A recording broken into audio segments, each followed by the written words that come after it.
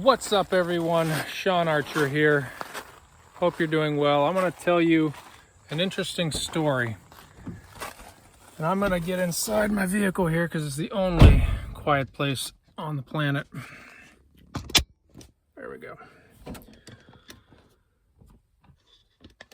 If you've ever looked into the abduction phenomenon and pondered it and considered it, if you've ever watched Missing 411, David Paulides, that kind of stuff, if you enjoy that kind of story, this is right up your alley. If this isn't for you, that's fine. Like and subscribe anyways. It's free. Where to start this? Okay, so 5 years ago, my family was working in Germany for 2 years. My parents at the time were living in Africa. They were getting ready to retire after living in Africa and Gabon and Congo for 40 years as missionaries. And I thought, you know what? I need to get my two boys down to Africa before they leave because I want them to see what it's like over there. And of course, when we got there, their eyes were like, "Meh." And they had a great time. And they learned a few things. Anyhow, prior to all that, I have been doing a lot of research into and studying abductions, specifically what are called alien abductions. And very intriguing. Unlike the cartel and everyone else who wants to abduct people, this is more of the type of abduction where people either get taken right out of their house, they're out in the woods or something, and they just vanish. That kind of abduction, not human being abductions. And I said to myself, the research shows that there are up to millions, if it is correct, there are millions of people worldwide. This isn't just something that happens in the United States, but millions of people worldwide, and it's ongoing.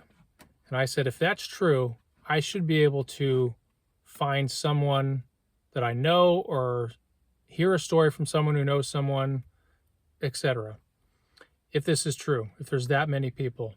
So over the years, I've begun to ask people, hey, you ever heard of, anybody been abducted, blah, blah. Anyhow, we get to Africa. We're in the capital city there of Pointe Noire. It's absolutely miserably hot there. I love all the African food. When I grew up in Africa, and so I just was in heaven just eating all the African food for like 2 days straight. I said, Mom, don't cook me anything except African food and village food. It's all I want. Give me manioc, all that good stuff. So we did that, and I was basically had diarrhea for 2 weeks straight. But it was worth it. I enjoyed it. Anyhow, my dad had been working on a project out in the village, way up the coastline, out in the butt crack of nowhere, way out there. There's nothing out there except some villages. He had done a construction project with the church out there. They had built a community center attached to the church, etc. And so we decided we were going to go do a 3-day trip up into the middle of nowhere. And we took one of the local pastors with us. And we made our way up there. And it was, honestly, that was probably the worst road I've ever been on in my life. You couldn't go probably more than 20 miles an hour at any given time. Basically just crawling up the coast. And my dad had told me, hey, we got to pack all our food because there's nothing to eat up there. And I was like, really? There's nothing to eat? Usually you can buy something at a little, stand by the road. But sure enough, I don't know how the people survived up there, but there was very little to eat. And the people there pretty much ate the same two things all their lives and every day. So needless to say, we brought a bag of lollipops, and that was very popular. But I mean, your options were, you could buy maybe some sardines, and that was about it. Maybe some other things from a can. And really, there's just nothing. And it wasn't a great area where things grow very well, so soil was poor. Anyhow, so we get up there, and the building that was there, that was under construction, was the only building with electricity. There's no electricity, no running water.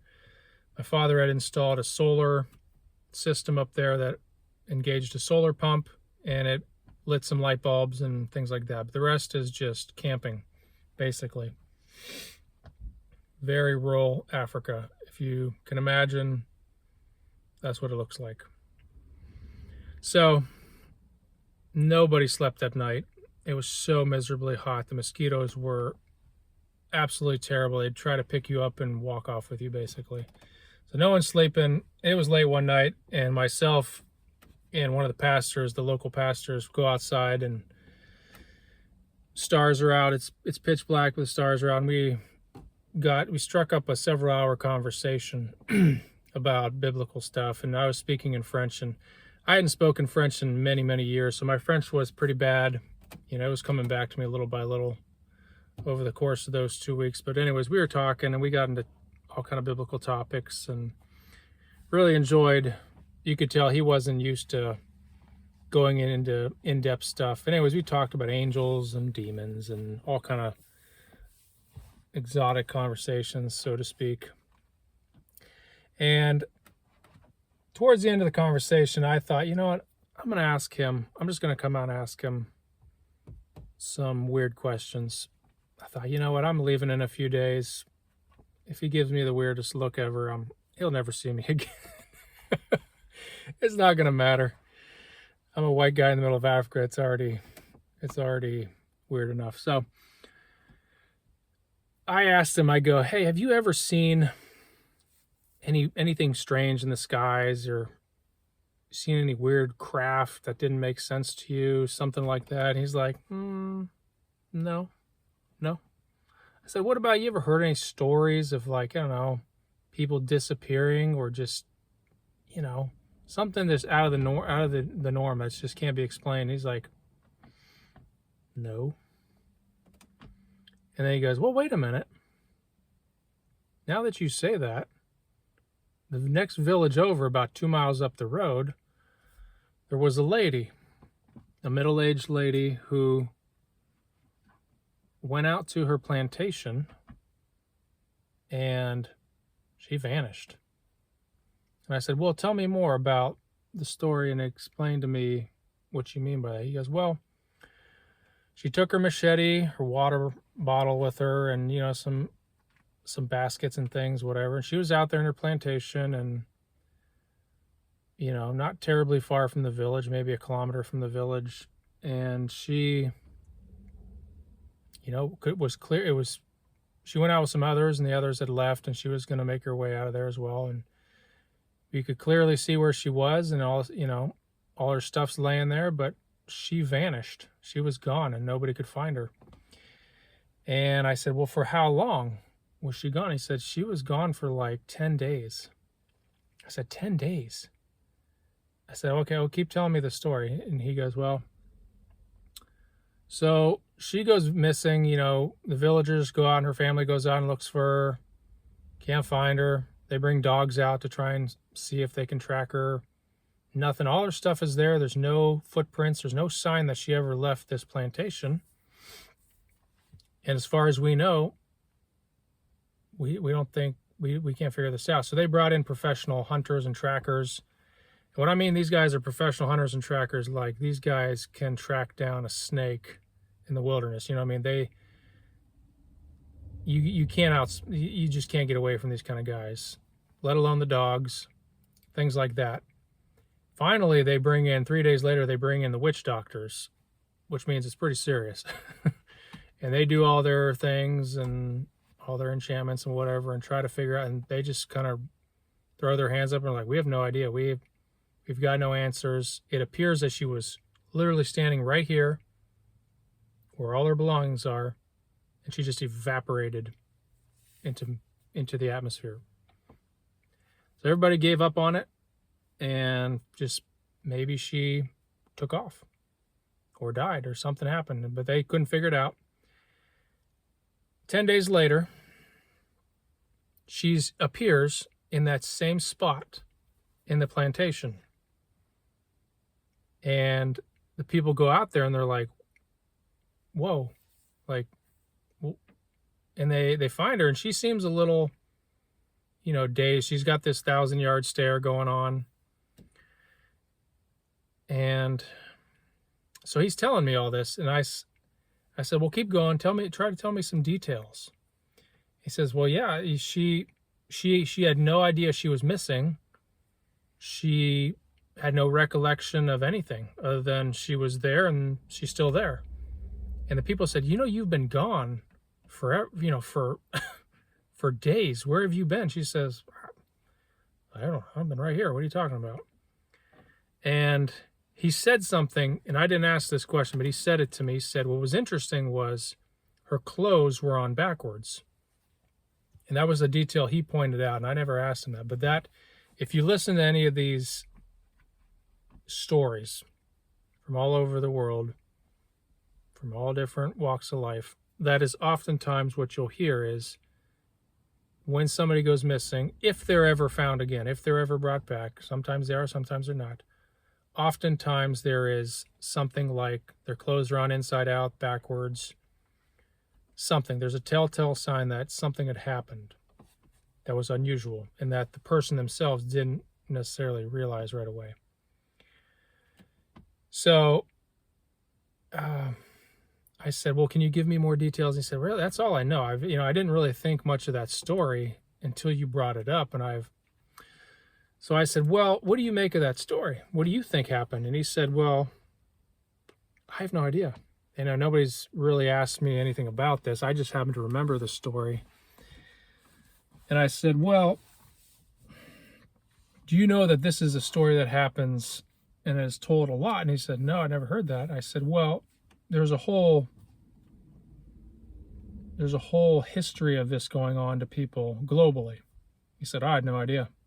I said, well, going back to all the demonic stuff and the fallen angels and stuff, I personally think, and I gave him my perspective on things. And again, you can come to your own conclusions and whatever. But I just prodded him with some questions to get him thinking. I said, well, what if Satan and Lucifer and the fallen angels, a third of the angels fell?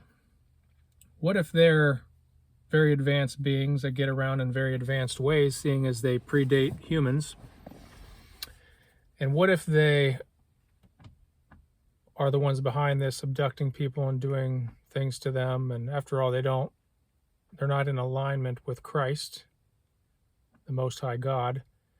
And like Jesus said, Satan is the god of this world, and his minions, have interesting authority over different things. And I could tell he had never thought of any of this before.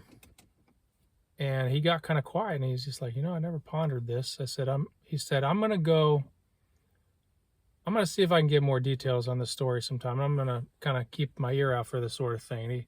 He's very interested in this, but I could tell it was very overwhelming for him to think about. So I kind of dropped the topic, and he got kind of quiet. And I could tell he was just pondering this. And this is the first time he had comprehended something in this avenue, we'll just say. I was hoping he was going to be able to find out some more details. Obviously, a few days later, I'd left the country, so there was no follow-up on that story. But of all the places in the world to hear a story like that, I didn't expect it to be Africa. Now, I grew up in Africa, out in the middle of nowhere.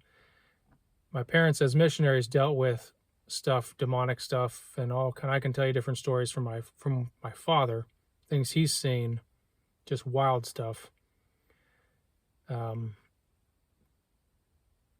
But we never, other than, there's mermaids in the rivers and there's evil spirits and demonic stuff, which is everybody knew about, witch doctors and stuff. That kind of thing was well known, and all the Africans will acknowledge that. You don't often hear anything related to UFO, alien abduction, any of that kind of stuff. Even though it happens, it seems to be a notch higher and somewhat more secretive, and it's one of those things where you're not going to, until you've seen something like that or really come to grips with it, you're not going to really entertain that thought. So, do with this as you will. I thought it was very interesting. For me, it was one of those, wow, I wish when I was younger living in Africa, I'd ask more questions. Of course, at the time, I didn't even believe in that stuff myself growing up. I obviously acknowledge angels and demons and whatnot, but I never thought of the UFO thing and the aliens as being fallen angels and things like that. I wish I had asked people more questions like that, because I have been all over the world, all over Africa, and talked to a lot of people, know a lot of locals there. And I just wish I'd collected more to see if there was more of that stuff out there. Regardless, if you like this kind of useless content, if you like useless videos like this, like and subscribe. I'm Sean Archer. As always, be a blessing to someone today. Share the gospel with someone today. If you do not know Jesus as your Lord and Savior, my personal view is that we are fast approaching the end times, when Jesus will return to judge the living and the dead. And TIA. This is America. I'm Sean Archer. I'll see you in the next video. I'm out.